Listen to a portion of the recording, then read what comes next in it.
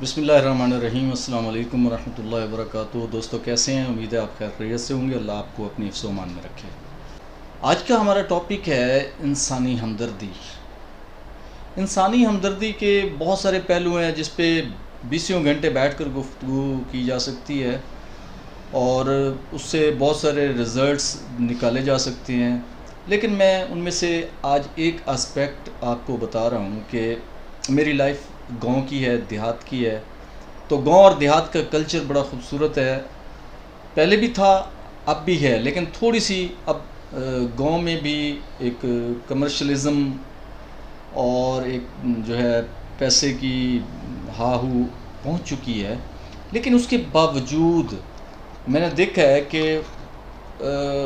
گاؤں کی لائف اب بھی بہت سلو ہے، تھوڑی سی نسبتاً پرسکون ہے۔ بے شک لائٹ آنے کے بعد اور نیٹ کے آنے کے بعد اور موبائل فون کے آنے کے بعد بہت مائنر سا فرق رہ گیا ہے، لیکن آپ دیکھیے کہ گاؤں کے سوچ اور شہر کے سوچ میں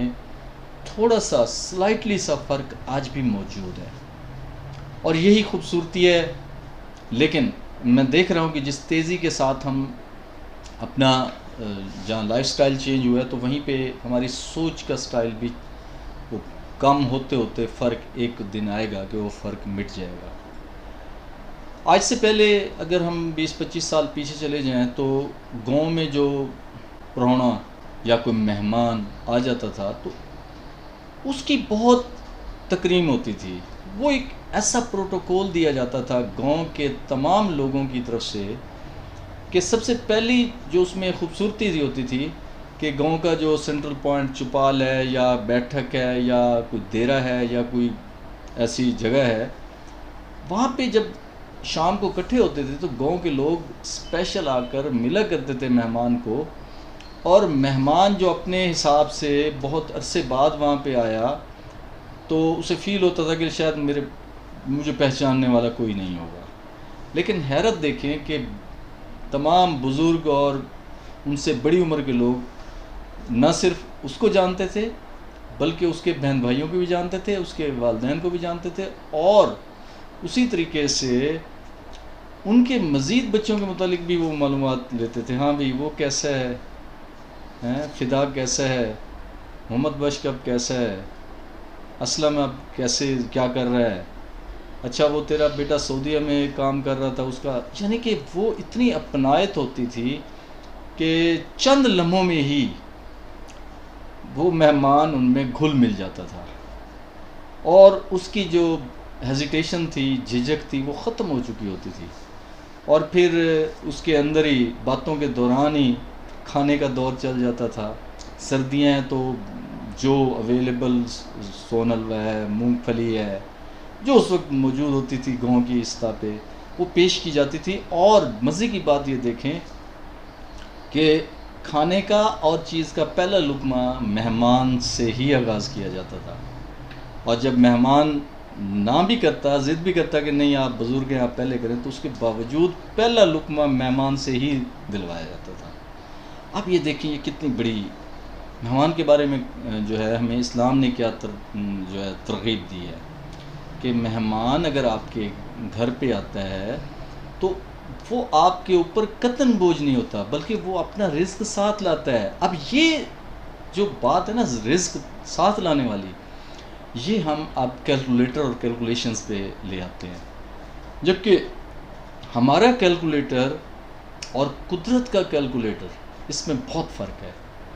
ہمارا کیلکولیٹر کہتا ہے کہ اگر میرے پاس 100 روپے ہے اور میں نے 2.5 روپے اس کی زکوٰۃ نکال دی تو میرے پاس باقی بچے 97.5 روپے۔ یہ ہمارا کیلکولیٹر ہے۔ لیکن اگر آپ قدرت کا کیلکولیٹر دیکھیں، فطرت کا کیلکولیٹر دیکھیں، اللہ کی تعلیمات کا کیلکولیٹر دیکھیں تو حیرت ہوتی ہے کہ آپ نے جو اللہ کے راستے میں دیا، صدقات دیے یا زکوٰۃ دی، یہ دنیا کی مثال ہمیں پیش کی گئی کہ ایک گندم کا دانہ جب زمین میں بو جاتا ہے تو اس میں سے 70 بالیاں نکلتی ہیں، اور 70 بالیوں میں سے ہر بالی میں 70 دانے ہوتے ہیں، تو جب اس کو کیلکولیشن ہم کرتے ہیں تو وہ 700 گنا تک پہنچ، کہاں ہمارا کیلکولیٹر دنیاوی کیلکولیٹر اور کہاں فطرت کا کیلکولیٹر. تو ہم جتنی سائنس پڑھ لیں، آخر کار سائنس بھی افادیت پروف کر دے گا اسلام کے آفاقی ہونے کا. آج کا سائنسدان بھی پروف دے دیتا ہے، اور ہمارے سامنے ہیں مثالیں کہ بہت سارے سائنٹسٹ اسی آفاقی معاملات کی وجہ سے کلمہ ان کو نصیب ہوا. تو دوستو، یہ وہ بات تھی جو ہمیں آج بھی، جہاں ہم لاک ڈاؤن کی وجہ سے بہت ساری چیزوں کو ہم واپس لے کے آ رہے ہیں، ہماری خیالات میں کچھ تھوڑی سی پازیٹیوٹی آتی جا رہی ہے، تو ہم اس پہ ڈٹ جائیں اور اپنی اس کاوش کو اور کوشش کو آگے پریکٹس کریں. اور ہم اب گاؤں اور شہر کا تضاد جو ہے اس کو فزیکلی جو ہماری جو اس میں تفریق ہے اس کو چھوڑ دیں اور ذہنی ہم آہنگی کی طرف لے کے جائیں. کم از کم یہ میری ایج کے تمام دوستوں سے میری ریکویسٹ ہے کہ آپ لوگ اپنی ان تمام پازیٹیوٹی کو یاد کریں اور اس کو گھروں میں پریکٹس کریں، گھروں سے پھر رشتہ داروں میں پریکٹس کریں، اس کا پرچار کریں، اور پھر آہستہ آہستہ ایک ٹائم آئے گا کہ ہماری یہ سوچ جو ہے یہ ڈیولپ ہو جائے گی، اور انشاءاللہ اس کا آخر کار فائدہ پھر سوسائٹی کو ہوگا. لیکن جیسے میں نے ایک ویڈیو میں آپ سے عرض کی تھی کہ آپ کی یہ جو پازیٹیوٹی ہے،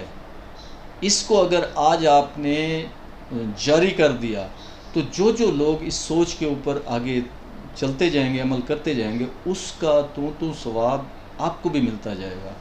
کیونکہ آپ نے ایک اچھی طرح ڈال دی اس سوشل لائف میں، سوشل لائف کے بگاڑ میں سے آپ نے اٹھ کر ایک اچھی بات کر دی. تو اگر آپ کو یہ میری بات اچھی لگی ہے تو اس کو آپ جو ہے لائک کریں، اگر آپ کو اچھی نہیں لگی تو بے شک آپ ڈس لائک کر دیں، اور اگر ڈس لائک کر رہے ہیں تو کس وجہ سے اس کو کمنٹ بھی کر دیں. اور اگلی ویڈیو ہمیں کسی ایک ٹاپک پہ کرنی چاہیے، اس کے بارے میں بھی آپ لازمی کمنٹ کیا کریں. اور نئے ساتھی اگر کوئی اس ویڈیو کو دیکھ رہے ہیں تو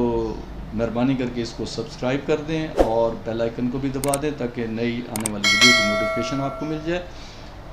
اللہ تعالیٰ آپ کا حامی و ناصر ہو. بہت شکریہ. السلام علیکم ورحمۃ اللہ وبرکاتہ.